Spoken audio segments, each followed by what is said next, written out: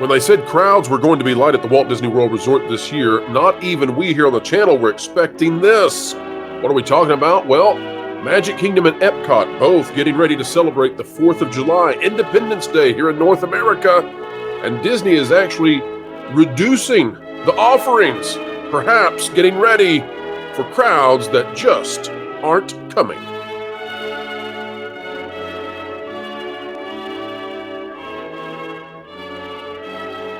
Hello folks, welcome back to the Pro Channel, where we endeavor to explain entertainment, keep you ahead of the culture curve, and whenever possible, keep you ahead of the curve when it comes to what's going on in Central Florida. Orlando, here we go.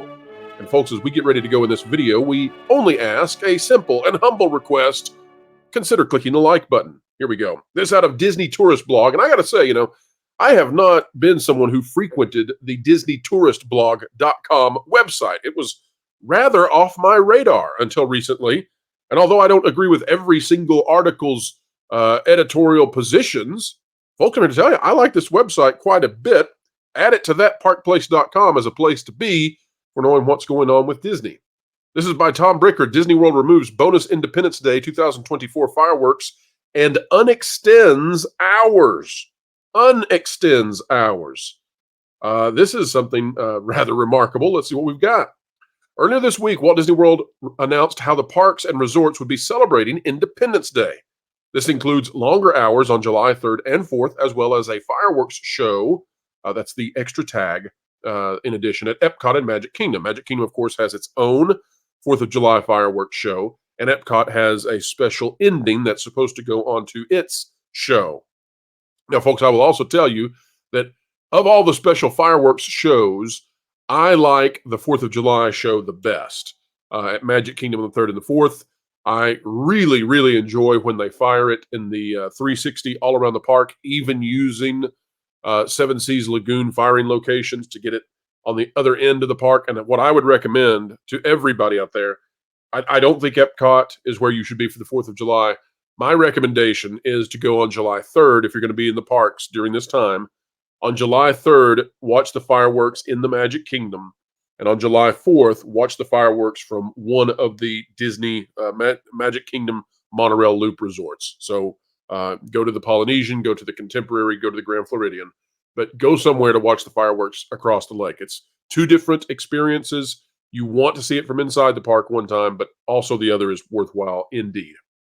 All right, it says, let's start with the before, talking about before the changes happened, before Disney started saying, no, we're actually not going to do that for you anymore. At Magic Kingdom, you can dance the night away with DJs mixing tunes at a dance party in front of Cinderella Castle and throughout the park during extended park hours.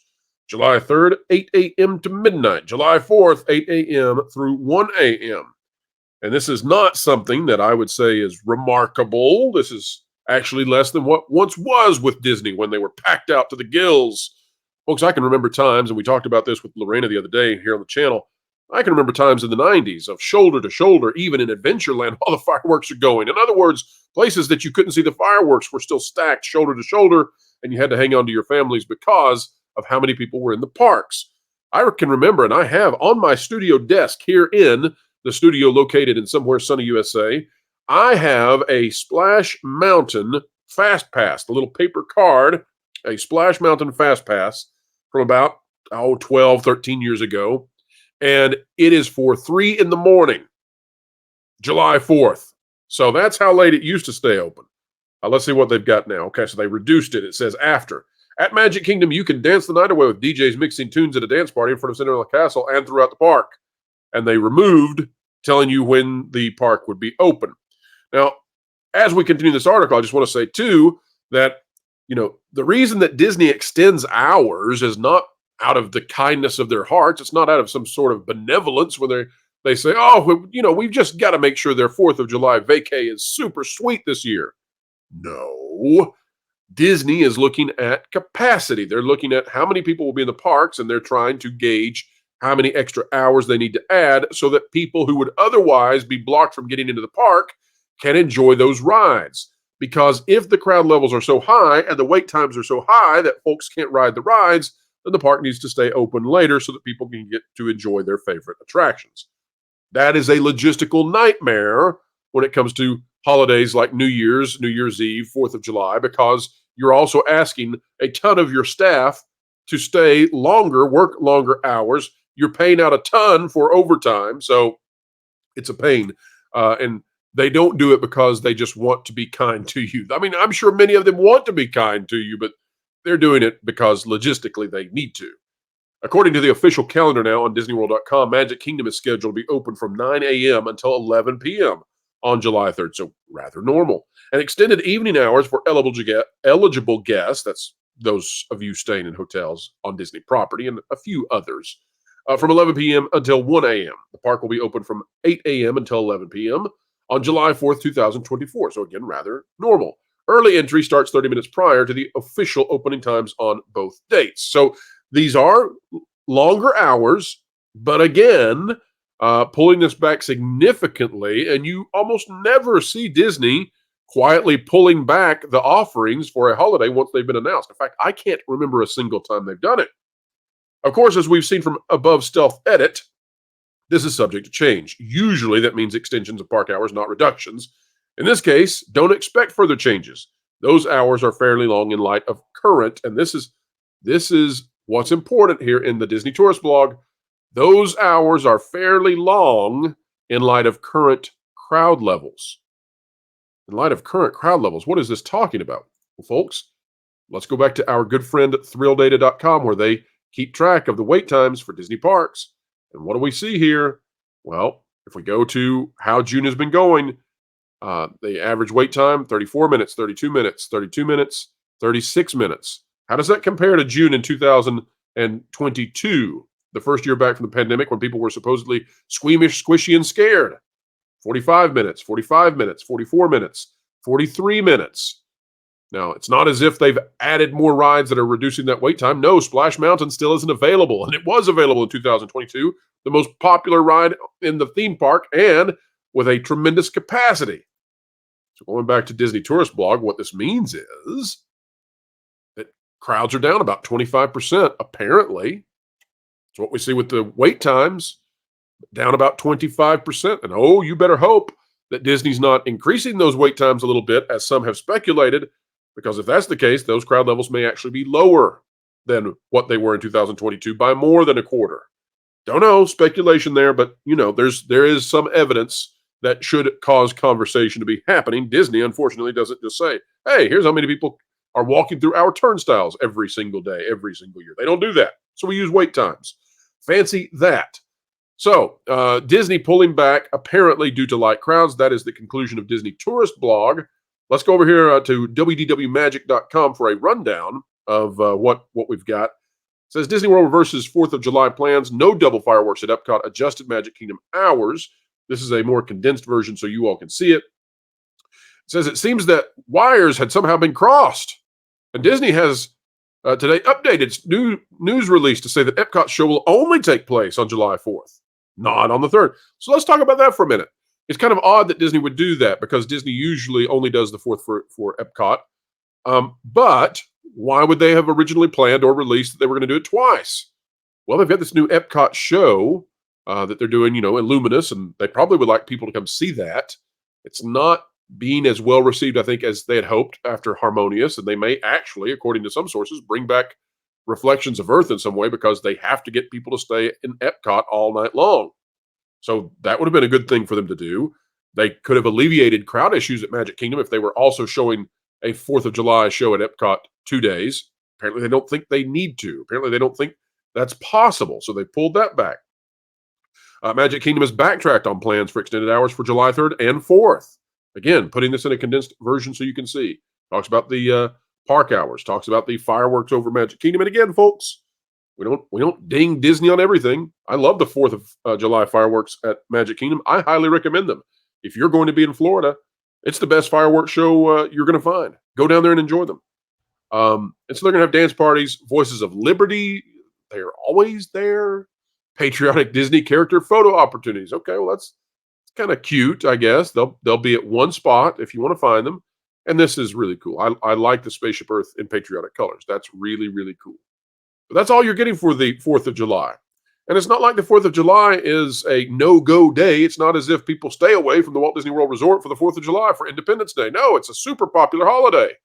In fact, if you're asking me when are the most crowded times to go to Disney, well, number one is New Year's Eve specifically, but New Year's Day as well. Number two is probably Christmas. Number three is going to be perhaps the first week of April, usually, as spring break season kicks off. And the number four is the 4th of July. So you're talking about the fourth heaviest in terms of crowd levels day that I can think of at Disney. There's some debate. You could put Thanksgiving or Thanksgiving week up there. I tend to think the 4th is more popular. So you're looking at a time when Disney, specifically the Magic Kingdom, is going to be, or should be, hyper crowded. And you've got Disney World now kind of stealthily, quietly saying, nah, we don't think we're going to do all that stuff anymore. We're not going to do all that. The only reason that would be happening, folks, is if there are no crowds commensurate with what Disney was planning for. And that's why they would pull back. The other reason you could say is staffing. You could say, well, maybe they're having a really hard time finding staffing. Staffing is a huge issue at Disney, but that would not be the reason to pull back on fireworks. So it's the fireworks issue that kind of gives away that there's something more, that the crowds are simply staying at home. People are maybe going to Universal Studios. Don't know. Epic Universe is coming out soon, though, and it's going to decimate those Disney crowds because Epic Universe is some kind of new amazing, a whole new level of immersion in theme parks. I'm not here to be a Universal Studios stan. I'm not here to tell you to go to Epic Universe because they're paying me. Don't receive a dime from anybody on any of this stuff. Would refuse it if they tried. No quid pro quos here. We don't accept anything. You can't even give us a Dole Whip, Disney. But, reality is reality. And I've seen what's coming to Epic Universe. And by golly, it's amazing. So maybe it'll cause Disney to step it up. And maybe we'll be talking about an amazing Disney offering thereafter. Who knows? Right now, not looking good, though. Geez Louise, I just don't know what's happened to this company. But that's where we are. And so if anybody out there is wondering, how's Disney World doing? Maybe Pro's just off. He's always negative. I would not have been negative 10 years ago or 15 years ago or 20 years ago. And folks, what do you want me to do? You want me to come on here and lie to you and say, oh yeah, they're going to go even bigger this year, 4th of July. It's going to be the biggest 4th of July celebration ever. I could do that. I'd have to lie to you. They're pulling back on it. So we just sit here and we just report the news, and that's what we do. And maybe one day Disney will pull itself out of this rut, get its head out of its mousy bohiness, and get to moving on making great things. We would like that. That would be nice, wouldn't it? All right, folks. One thing we surely would like as well is if you could click that like button, share, subscribe, click it, stick it to the algorithms, it's the notification bell, drop a comment down below, let us know your thoughts on all things Disney World pulling back for the 4th of July. And have you been to Disney lately? What did you think of the crowd levels? We would love to hear your thoughts, opinions, and experiences down below. Folks, if you're not yet a subscriber to Vacation Radio, consider doing so. It is the sunshiny way to have your day going the way you want. Bright and sunny original songs, all original, nowhere else, playing 24/7 on @Vacation Radio. All right, folks, we will see you very soon. In the meantime, keep learning, keep growing, and keep having fun.